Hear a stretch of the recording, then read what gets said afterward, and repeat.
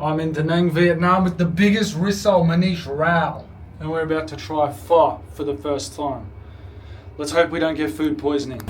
Bro, this city comes alive at night, like everything lights up. This building actually stops me from being able to sleep because you see all the lights going up on there. They stay on all night and my room can't go pitch black.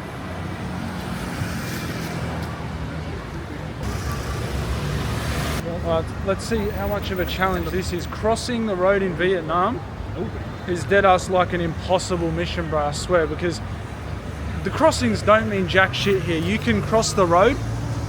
No, sorry, you can wait to cross the road for literally like 5 minutes because the cars just keep going. Like there can be a crossing, it pretty much cancels out. Everyone keeps zooming through.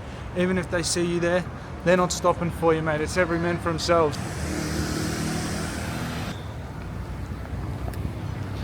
Another interesting thing I've found so far, just being here for, 4 days now, there is a massage joint every 2 shops. Like I'm about to show you this, how extreme it actually is. Massage joint just there. I'm gonna walk past this hotel. There's another one coming up. We just walked past one before that one. Got Manish in the background here. Massage joint, opposite side of the road. We continue walking up. We got another one just there. Another one coming up here, you can see the sign. Like it's such a big thing here. There's so many tourists want to get massages. We actually went to one today and it's usually fully booked out, but we managed to get in. It was called Babylon. But what I found is the local ones seem a lot nicer. They go a lot harder, they feel a lot better. So if you're someone who likes a hard massage, go to the local ones. We actually went to, I don't think it was this one. No, thank you, no thank you. See. Another massage place. Right next to it is another massage place. This is the one we went to last night. You want to massage? No, thank you, no, thank you. Yeah, see? Right next to each other, bro. Like, here's a third one. So you've got a massage joint just here, one just there, and another one right next to it. So we've just walked by, in total, 7 massage spas, and we've only walked 50 meters. And we're still yet to find our pho place. So I'm just gonna punch into Google Maps pho because I don't actually know where we're going. It's part of the journey. We just rock up. We pretty much just walk until we find a place. Like we didn't actually look up the massage place we went yesterday on the map. We just walked until we found one because they're everywhere. And that's the same with the pho. There's pho everywhere. So we're just gonna keep walking until we find one. It looks to be in the street over, right? I think we're about 250 meters away. Another massage joint just there. Like, it's crazy. If you're in the massage business over here, your business is booming, mate. Now it looks like we're gonna have to go into some dodgy alley in order to be able to get to this pho place. No, thank you. Mate, if you're gonna have people asking for massages, at least have it be an attractive female, not some dude.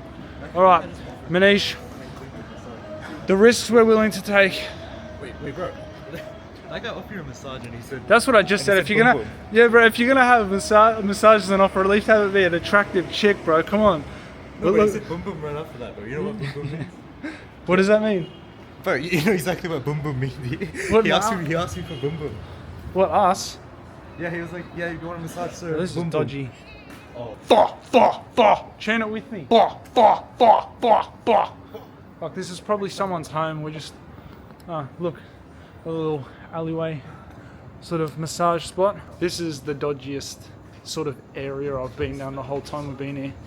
I think it's probably just because it's dark. It's not actually dodgy. Like, we haven't seen any dodgy or like shady looking people.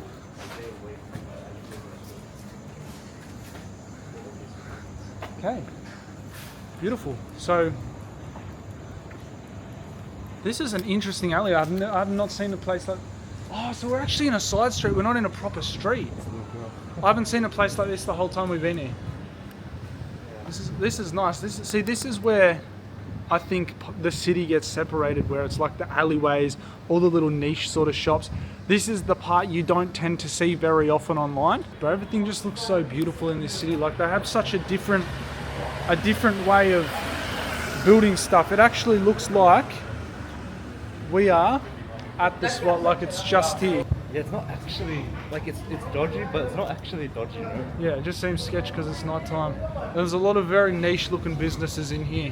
I'm talking the type that if you were to buy food from, you'd have diarrhea for the next 3 days.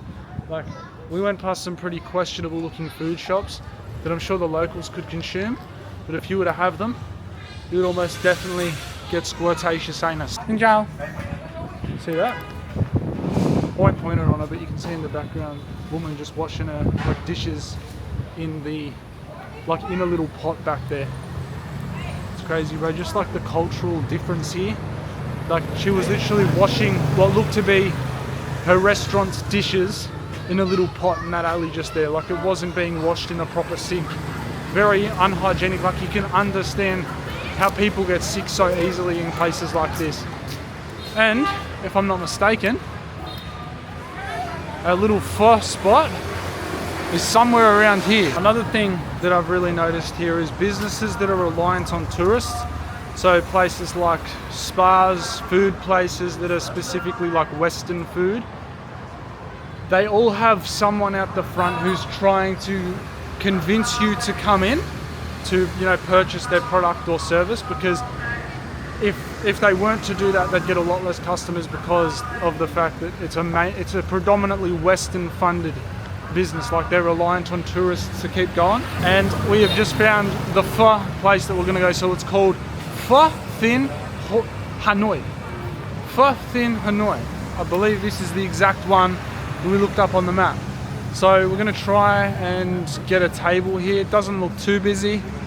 And this will be our first time trying pho.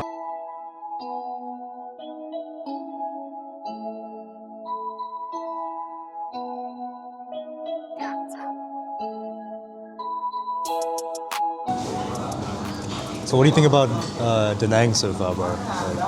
Yeah, I think it's definitely different to what like I was expecting. But I think that's just the case with any country you go to. Like that was the same even in Dubai. It was completely different. Yeah. But I still liked it. And I still like it here. Yeah. But it's hard to say.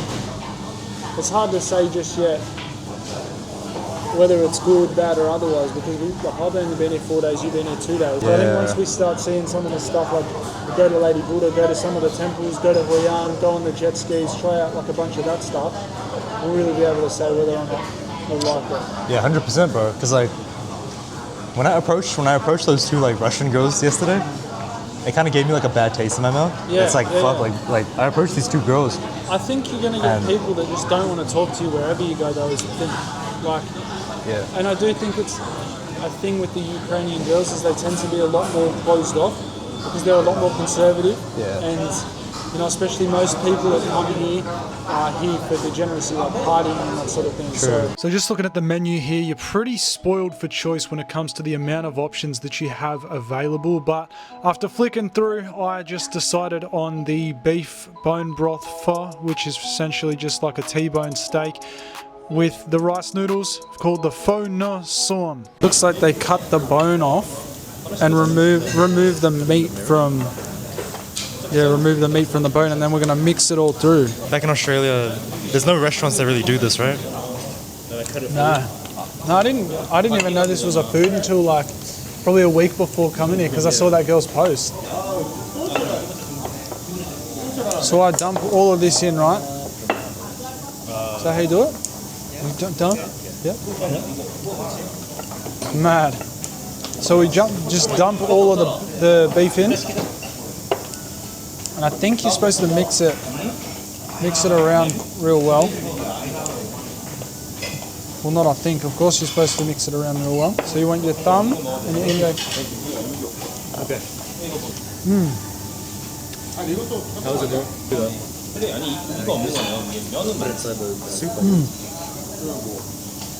It sort of reminds me of like a beef chicken noodle soup, so a beef noodle soup, but it's much more flavoursome than a standard chicken noodle. Okay. Definitely try it.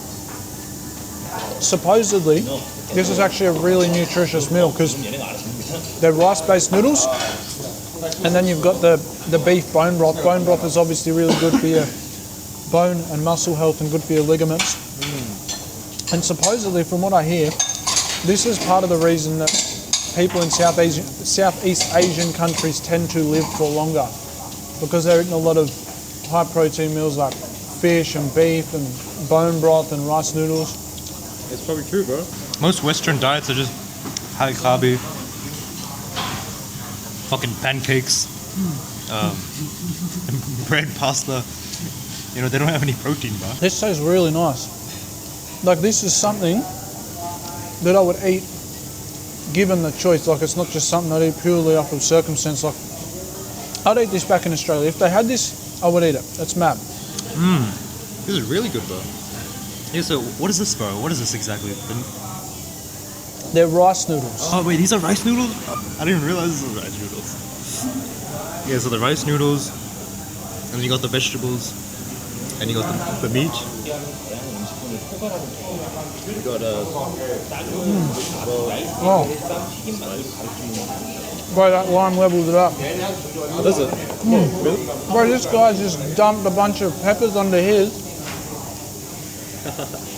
The lime gives it a little bit of zest, you know? I don't think there's any Westerners in here. That's when you know it's a good spot, and you'll likely get sick too if there's no Westerners in here.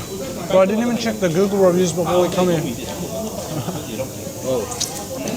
Then I have a little bit of the broth. That's supposed to be really good for you. I'll tell you how that tastes on its own. Oh, bro's going in there like a pair of cheeks. Oh, bro, it's so rich. Try it by itself. It's nice, like it's got a real beefy and salty taste. I actually think I like slurping the broth more than I like everything together. It's so nice. Bro, it is mad. I honestly like the broth more than I like the whole meal, and the whole meal is really good too. I'll tell you what, even when it's cold outside at night, that doesn't stop it from being like 150 degrees indoors. I've got a hoodie on right now, so I'm so hot, bro. It's actually surprisingly cool in this country right now. I was coming here expecting it to be hotter than New Zealand. No, because it's cool season here, and it's like hot in, like it's summer in New Zealand, Australia at the moment. This is definitely the best thing I've had so far. 100%. There are some absolute shorties in the corner over there. Solid 10 out of 10 Vietnamese. What? You say you spotted a shorty, 10 out of 10 Vietnamese. Over there, yeah. Trying to approach. I don't think you speak English. No, bro, do what you did with that masseuse yesterday. Just put your number in your face, bro. Bro, this is very filling. Like,